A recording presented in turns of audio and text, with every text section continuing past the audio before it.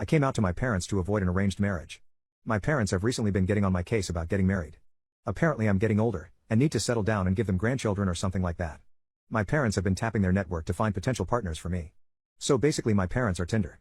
The whole process feels super rushed and I'd rather date someone before I figure out if we're compatible or not. Basically every time I see them they have a new potential match for me, a picture of some new girl, and ask me if I'd be willing to meet her. It's honestly super annoying, but I'm too non-confrontational to really put my foot down and say I don't want an arranged marriage. After all, if I do there'd be an argument or at minimum some interrogation about why I don't want one. Anyways, I was thinking of ways I could get them to stop harassing me about getting married, and the idea and the title popped up in my head. I decided it'd be a lot easier to just come out as gay than to explain why I didn't want an arranged marriage. My parents were fairly conservative but weren't the types to disown their kids, and if I just said I was gay I'd have a solid reason to not get an arranged marriage. I didn't like girls, so that's what I ended up doing last time I was visiting. They were showing me pictures of some girl and I just looked them in the eyes and said, "Mom, Dad, I'm gay." They got really quiet and awkward and asked me if I was sure, and I said yes. My mom told me they'd love me no matter what and to do what makes me happy.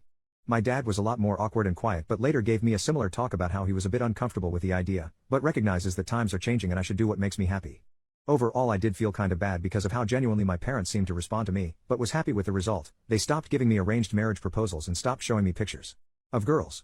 That is until last weekend. I visited them as usual and was greeted by my mom, who was more excited than usual. She sat me down and pulled out a binder with a bunch of pictures of guys. Apparently my parents had spent the last month or so looking for any and all gay Hindu Indian men who I could potentially marry.